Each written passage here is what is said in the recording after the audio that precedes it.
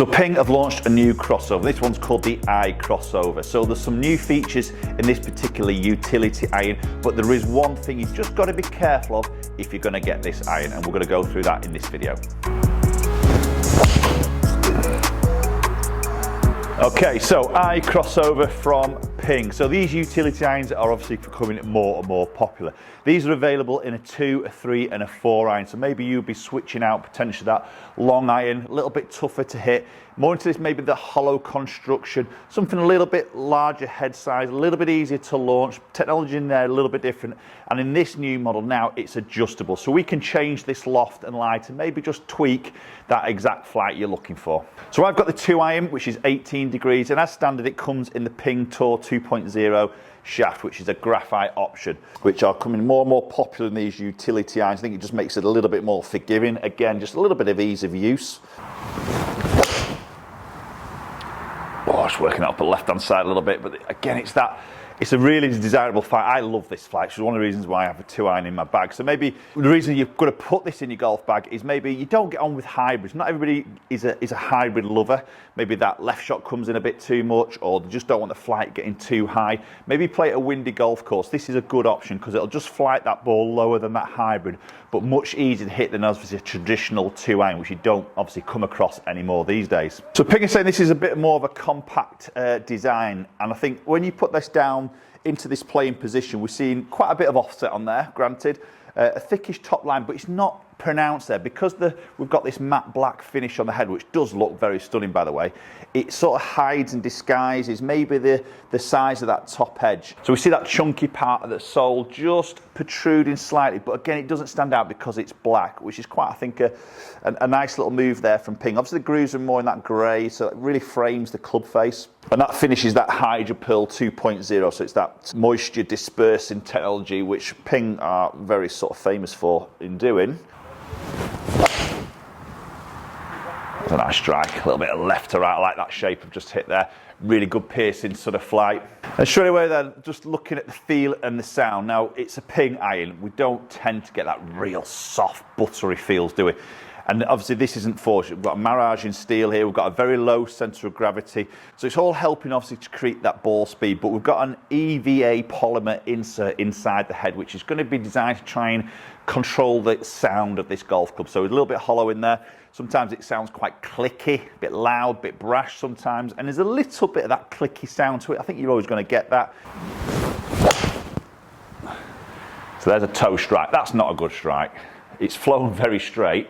Strike location there on TrackMan, but still done pretty good at 254, and that's the beauty with these clubs. Again, pitching that up against a traditional 2 iron, that I guarantee that would not have gone 254 yards. It would have had a bigger drop off. So we're seeing that weighted tungsten screw in the toe of the club. Ping are very famous for that, and also got a weighted tungsten tip section, which basically is a bit of a weight that goes into the hosel, which is hidden. So that weight into the perimeter there, just pulling that weight across the club face there, helps to create that stability. Probably a little bit like that shot I've just hit there, slightly off the toe. Create that little bit of stability and putting that energy back into that ball. That's a great strike. Touch higher on that flight there, but still very piercing. That should be a bit longer there. Really middled that one. Good ball speed, 148. Good launch, decent spin. There we go, 266. Really got hold of that one. Okay, so obviously the big talking point with this new crossover is the adjustability. We've got 8 different settings with loft and lie.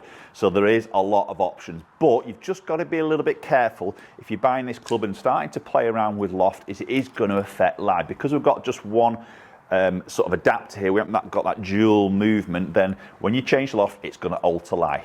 Okay, we can't get away from that. I've just been hitting that on the what they call the standard setting. So that was 0 on the loft, which obviously plays it at 18 degrees, which is this 2 iron, and that has a lie of 1.5 degrees upright. Now, for example, if I move the loft down 1 degree, I'm going to affect the lie by 0.5 of a degree. If I go up, I'm also going to affect it by 0.5 of a degree. So you've just got to be careful as you move that loft around, that lie will alter. So if you put it in a certain position for a loft, which might be suitable for the flight you're trying to get, does that lie then marry up to your height your club delivery and your turf interaction. Just got to be a little bit careful on that. So for example, if I want to drop this as low as I can in the loft, which is minus 1.5, because I can go down 1.5 and up 1.5 in the loft, and the same in the lie angle. So if I want to put this into a minus 1.5, so taking this down into its sort of getting closer to a 1 iron, isn't it, in a way, 16.5 degrees of loft, the lie angle now is going to be flatter by 1.5 degrees.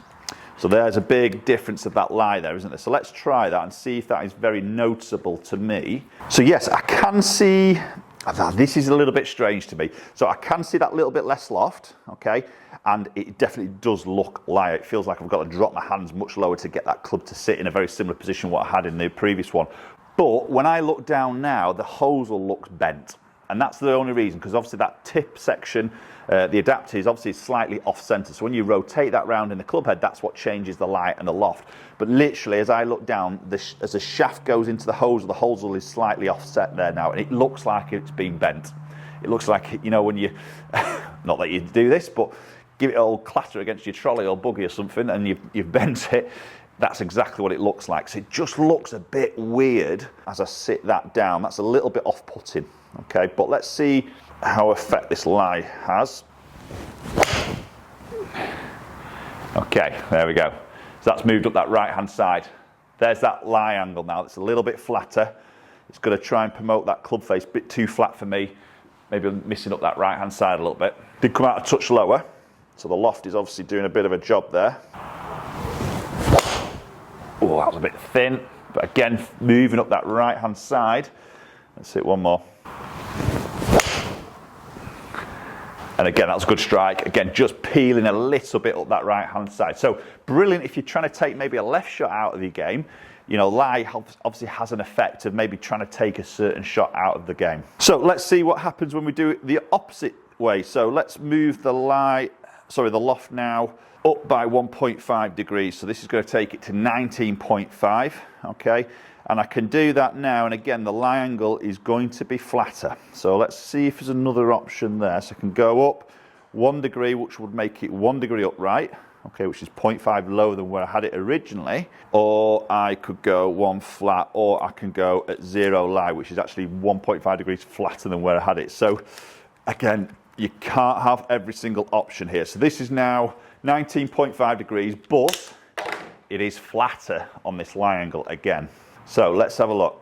Yep, so it's just really the opposite of just seeing. I'm seeing more loft, granted, but again, I am seeing now this bend in the hosel. As the shaft meets the hosel, there's a bit of a kink, and it's now going in the opposite direction. So again, that just looks wrong. It just looks like, that feels really flat there. It just looks like it's bent, unfortunately. It's a little bit off-putting for my eyes. And that completely different launch angle, I hit that really nicely actually. So you launch 13, that's peaked out much higher on that particular shot, and a little bit more spin on there. So really you can change that flight quite nicely, but again, just be careful of that lie angle. Club face looks to be a little bit closed as well as I've added that loft. Yeah, much higher. Very, very different on that flight there. So definitely doing a job. Moving the loft can alter that flight. It's obviously going to play an effect on that lie angle. Let's just check a few numbers out a little bit more closely. Okay, so let's look at those numbers. So the first 1, 2, 3, 4, 5, 6 shots, I think it was there, we had on the standard the 1.5 degrees upright, which is obviously a little bit more suited to me for my height. But that was at the standard loft of 18 degrees, which gave me some pretty decent numbers there. Sort of expect to get that around that sort of high 250s into 260s. And that run out. So, the flight that I would really be looking at for that 2 iron, that's perfect, exactly what I'd be looking for out on that golf course. Drop the loft here on these 2 shots here. You can see launch just popped down a little bit, that one a little bit more so. Obviously gave that slightly flatter flight. You can see the peak height there just starts to drop a tiny bit. Descent angle gets a little bit flatter as you'd expect. But then they moved a little bit up the right because it was altering the lie as well. It was making it flatter. Then moving that loft up by 1.5 degrees up to 19.5 in total. Big difference on that launch angle there. Now you see up to 13, spin's gone up. much higher on the flight. Look at the peak height there, 105, 108. So a completely different ball flight. So maybe if you're using this club more to trying to hit into greens, that might be a little bit more of a desirable flight. Having said that, you could then just get the 3-iron, couldn't you? The 3-iron is going to, or the 3 utility is going to come in at 20 degrees, which is pretty much the same, isn't it? So yes, there's some adjustability. I think really in that longer iron, you're probably going to want to be moving it down because there isn't a 1-iron option. That's probably your choice there. But I think in the other ones, would you really use that adjustability much? It is slight tweaks into it. I think the lie angle option is good, so you can change the lie for the golfer who maybe needs it to have it a little bit more flatter or needs it a little bit more upright. But again, you're going to have to alter that loft fractionally. Hope you enjoyed the video. If you have, do hit the subscribe button, hit the thumbs up, share the video around, and hopefully we'll catch up you all very soon.